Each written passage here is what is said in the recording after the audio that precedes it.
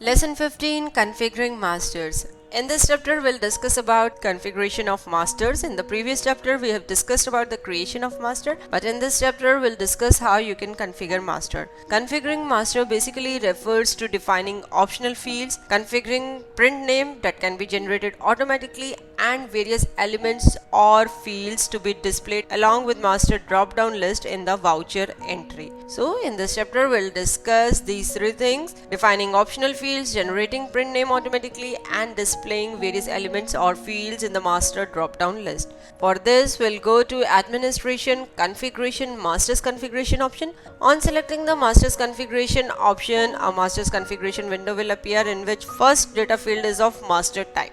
You can see three masters: item, account, and material center are appearing in the list. That is, you can configure these three masters. Here we'll take the example of item master. Configuration of other two master is totally similar, so here we'll discuss about the configuration of item master. First, we'll discuss about the optional fields.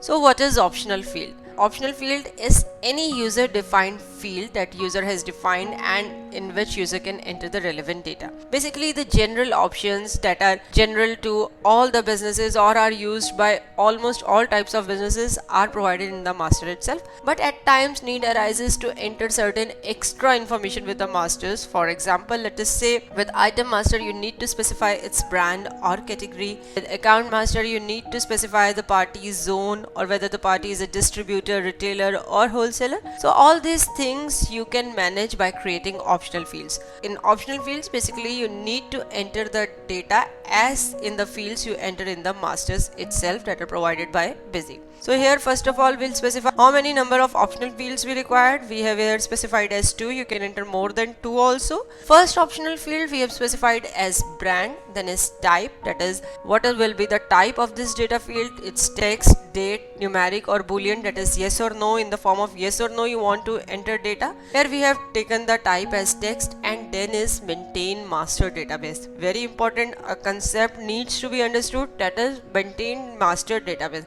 By specifying why in maintain master database, you are specifying that you want to maintain master database of this particular optional field. On specifying yes in this data field, basically you cannot make entry directly into the optional field. That is, first you need to create the values using the F3 key, and then you can select the value for this optional field in the drop down list. We will see this, that how you will enter data in optional fields in which maintain master database is specified to yes in the later part of the presentation. One more advantage of maintaining master database is that you can filter reports on the basis of optional fields also. That is, for the optional fields for which you have maintained master database, you can filter reports on those particular optional fields also. At the bottom you can see maintain master database. Master's value will be picked from predefined master. That is, you need to first predefine or create masters, and then you can pick those values in the optional fields in case of maintain master database set to yes. So here we have taken two optional fields, one is brand and next is category, and we have maintained master database for both these optional fields. Next is master drop down list configuration. Under this, first of all you will specify elements to be shown in the list. That is, in the list you want to view only the item, account, or material center name, only alias only, or both name and alias. We have selected name and alias option. Then is number of additional fields in drop down. That is, what are the additional fields you want to view in the drop down list of masters that appear in the voucher entry. We have specified here 3, and then we have specified that we want to view current stock of the item, its width as 10, item MRP, and optional field 1. So this means along with item name or alias you can view the current stock, item MRP, and optional field 1 value. That is, for example, here we have taken optional field 1 as brand, so you can view the item's brand also. Next is show item information in bottom of list, yes or no. If you want to view items details at the bottom of the list, that is basically the item on which the focus is there, the item on which there is focus, its detail will appear at the bottom of the list, that is vertically. First, the fields that we have configured will be displayed horizontally. These fields which we are configuring will be displayed at the bottom of the list. Here by default, sale price, sale discount, MRP, and and tax category fields are appearing. If you want to add any another field also, you can do so by clicking the fields available button and selecting the required field. So that field also would be displayed at the bottom of the list. Next is generate print name automatically. That is, you want to generate print name automatically with the item master. If you specify Y in this data field, then you need to specify whether you want to freeze auto generate print name. That is, the print name you have generated will be freezed. That is, the print name generated automatically will be freezed. You will not be able to change it. And then is number of components required. That is, while generating print name, how many numbers of components are required. Here we have specified it as 2, and we have taken first component as item group, then its width, that is we want 4 characters of group name, then is delimiter sign. Delimiter is basically the differentiator sign, that is what will be the differentiator sign between the first component and the second component. You can see on the screen we have specified the delimiter sign as dash, which means first 4 characters in the item print name will be of group name, then there will be a dash sign, and then the next 4 characters will be of optional field 2 as we have selected here. Here optional field 2 is basically we have defined as category. So first 4 characters of group name, then a dash symbol, and then 4 characters of items category.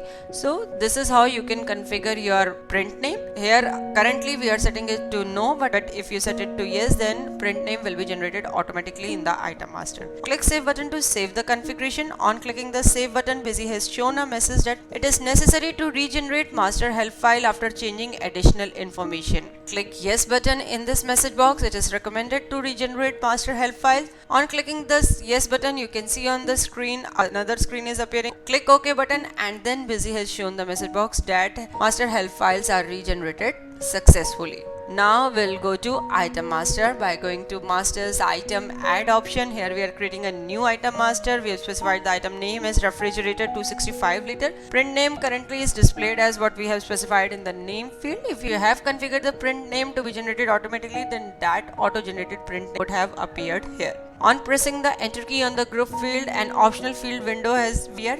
In the optional field window, 2 data fields, brand and category, are appearing. Here we will press F3 key to create values for the optional fields. You can see on the screen, first of all we have created a new master with the name as Whirlpool, and then for the category optional field we have created a new value with the name Double Door. So here we have specified the brand as Whirlpool and category as Double Door. Next time when you'll open an item master, then these 2 values will appear in the list. If you want to add more values, then you can do so by using the F3 key itself. Enter item related details and click save button to save the item master. Next we'll go to transactions. Here we are going to transactions sales add option, specify sales header related details. Then we are selecting the item as refrigerator 265 liter, and in the list you can see that along with item name, its current stock, its MRP, and its brand is appearing, as we have configured optional field 1 to be displayed in the drop down list.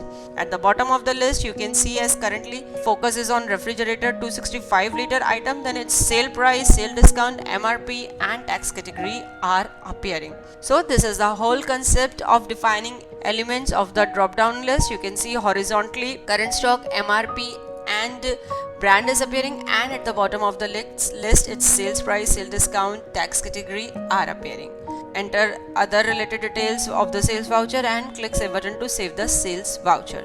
Next we will view a report. Here we are viewing the stock status report. You can see on the screen first report option is of filter on optional field. You can select none option if you do not want to apply any filters. On selecting the brand optional field, next we have specified its value as Whirlpool. That is, we want to view data of those items whose brand is Whirlpool. You can see on the screen details related to that particular optional field are appearing on the screen. Next we have selected the optional field as category and the optional field value as Double Door. That is, now Busy will show data of only those items whose category is specified as Double Door. So this is possible only when you have set maintain master database option to yes. The filter on optional fields can be applied only for those optional fields for which you have set the maintain master database option to yes. So, in this chapter we have discussed about configuring masters, that is defining optional fields, generating print name automatically and defining elements of the drop down list. Hope after going through this chapter you would be able to easily configure masters. At the end of the chapter we have provided certain exercise. You can view the exercise and attempt it.